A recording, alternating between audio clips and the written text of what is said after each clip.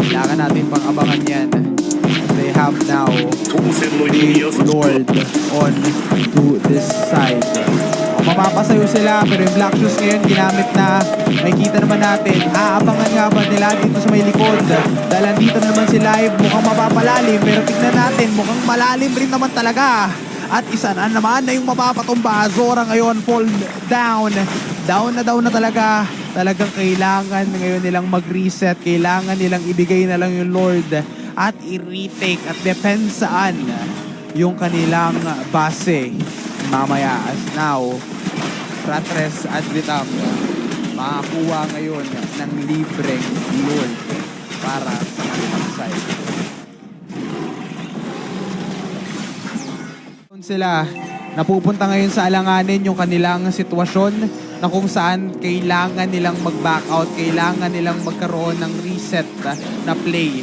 Dahil looking at it, almost the items ay fully established na yung mga key items na kailangan dito ng side ng FAV. Pero again, yung Lord dun sa may taas, libreng-libre lang rin naman na pwede pang basagin at makuha yung Torre dun sa may taas. Pero dun sa may baba, I think ibibigay na lang rin nila ito para dito kay Jav or Jazz para i-wave clear lang agad at sasamahan rin panigurado ng kanilang marksman na si Yuno, yung kanilang Angela. Pero again, back to the square one tayo, back to the basics. Babalik tayo sa simula dahil papasukin na ata nila yung kanilang mga lugar, yung kanilang mga kailangan na protektahan. Medyo hindi pa rin naman nababasag, yes, onto the side of Admiral's PH. Yung access nila onto the jungle side ng Admiral's PH, hindi pa rin naman available dito ng Admiral's PH as they have now the disadvantage. Heavy spin ngayon ay ginamit. Medyo malalim ata yung pag-heavy spin. Pero dun sa may likod, dun sa may una, dun si Idol. Pero yung Idol natin ng bayan ay mapapalikod na lang. Pero sabi ni Jazz, dun ako sa may likod at huwag kang malikot. Talagang turuan mo ko yan. At mukhang nag-grow as a player with a winter transient play. Pero mukhang napaalis na lang rin daw sila. Pero sabi nila, habol lang tayo, go lang ng go, non-stop itong bakbakan para sa punan ng FAV. Admiral's BH, mukhang bibiglain ulit nila. Pero yung Heartguard ngayon, mas naging handa. At yung naging sandata nila, yun lamang yung kailangan nilang pagandahan. And now, si Notchboy na boy pa rin, mukhang mababaliktad pa. Pero monster kill dito si Liv o si Live sa kanyang Initel. At now, Luminous Lord nasa kanila. Wala yung pang zone out dito na sinatched. And now, libre na naman ata to para sa side ng Fratres at Vita. Oh, napakalalim ata nun, kaibigan. Sekre Swallowtail with a good comeback kill. Pero yung mid pa rin, hindi pa rin basag yan. Pero panigurado, pag lumabas tong Luminous Lord, pwedeng makabasag na, lalong-lalo na ang side ng FA. Kung si Liv or si Live. Pero, again, nakikita natin, disiplina, magiging sigurado daw sila. Pero looking at it, the rotation-wise, on the side of both teams, medyo hindi ata naging smooth to para sa naging positioning dahil yung Lord ngayon yung nagmamarcha dito sa may taas na nabasag at nahampas na yung Torre na kailangan nilang protektahan sa isa't isa. Mukhang gagamitin na yung retry dun sa may Luminous Lord.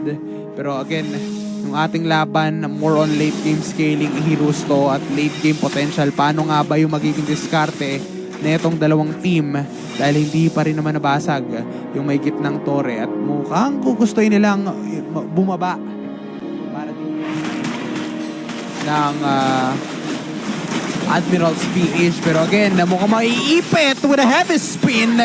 The barrage na hindi man lang matama-tama o hindi man lang masaktan-saktan. Mukhang mahihila nila. Yes, yung isa pero mapapadagdag pa yan sa sakit sa ulo dahil si Sekre Swallowtail kailangan mo rin damdamin at tanggapin yung mga damage output ng dalawang teams na ito as they have now the advantage as they will go for that wonderful secure play.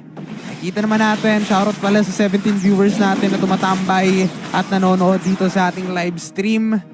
Pero again, butas na para mabaliktad yung laban na pwede nilang maiwasan. As now, 10 seconds bago mag-spawn yung Lord. Makikita natin ano nga ba yung right timing, right plan to execute this Lord Dance. Lord. Medyo umaangat na yung Lord. Tignan natin yung pag-angat na yan. Handa na nga ba sila natanggapin yung mga gantong tsansa, yung mga gantong pagsubok na pwede nilang mabigay sa isa't isa. Haze, Jazz, Rupeng, and the side of Liv. Nawawala ngayon yung Angela nila na si Yuno. Pero mukhang kailangan nilang puntereyahin yung si Natch na mukhang mag-iisa na lang din. Pero dun sa may lukuran, si Jazz lang rin naman yung magtatrabaho sa kanyang mga kailangan na gawin na mission. Yung assignment niya bilang isang XP lane, nagagawa niya ngayon. Nababox out niya, nag-grow as a player na naman, natuto na nga siya dun sa kanyang pagkakamali. Pero hinila na naman muli. And now the full barrage hindi nagiging sapat. As now Jazz and the rest of the squad of FAV nakakuha ng magandang wipeout dun sa tatlong members, dun sa may ibaba, pero dun sa may taas, panigurado, pwede na nilang tapusin yung laban. Hindi magiging enough yung timing, hindi rin magiging enough yung kanilang mga minion wave dahil yung Lord ay paniguradong pwede nilang mai-secure. Pero tignan pa rin natin, paano nga ba tatapusin? Hindi pa rin daw matatapos to para side ng FAV. Mas gugustuhin na nilang hintayin yung call dito sa ating laban kung bakit nga talaga nila pinili ito para pang-deny ito sa penalty zone, pang-deny ngayon sa mga stuns, sa mga lockdown heroes coming from the side of Admiral's PH. Pero ngayon, heavy spin ngayon, binax-out na lang, tinutore na lang, mukhang tatapusin na ata ng FAV. And now, the side of Frat Res Ad Vitam well secure the game number 1 dito sa ating best of 3 scrimmage. At syempre, looking at it, maganda yung naging simula. Hanggat may lupa pa. Pero yung flicker, appraisal slot hindi nag-connect.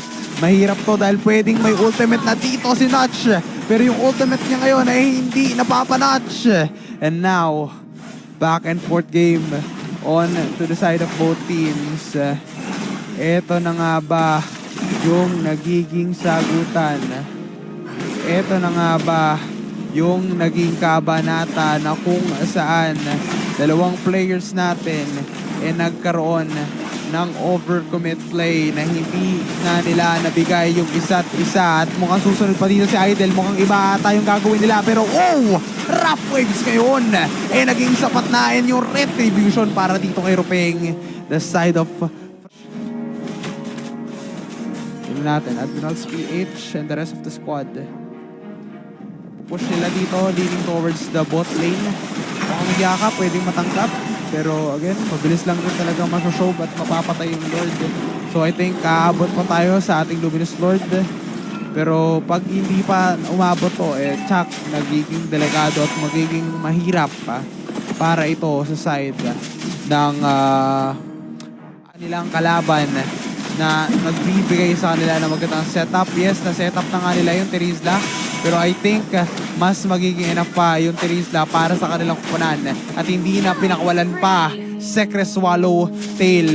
Talagang napaitumba pa. Dinagdagan pa ng bonus skill at mapapakamot pa yung ulo niya o yung kamay niya sa ulo. Pero tignan natin. Luminous Lord, 15 seconds bago mag-spawn yung Lord. Kailangan nilang i-prioritize. Nagmamadali ngayon ang kupunan ng FAV na kunin itong Luminous Lord. I think i-burst down agad nila to. Pag may pumasok na naman katulad ng first Lord take, Regrado, i-commit naman nila.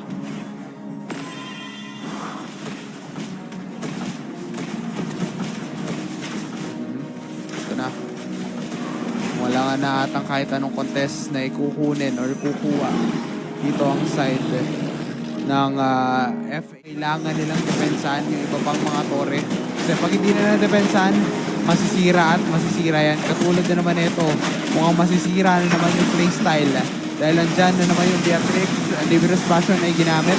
Pero tignan pa rin natin yung pagtalon at yung pagyakap dito sa may tatlo. Mukhang tatapusin na ata at mukhang pulado yung mga ibang players dito. Si Liv ngayon pwede nang itorehin.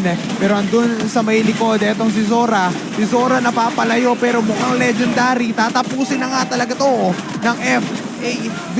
As now, Fratres, Ad Vitam, well secured at 2-0. Swept dito sa ating scrimmage up against the side of Admirals PH. Ayan, napakagandang laban yung naging takbo na itong journey ng dalawang teams natin.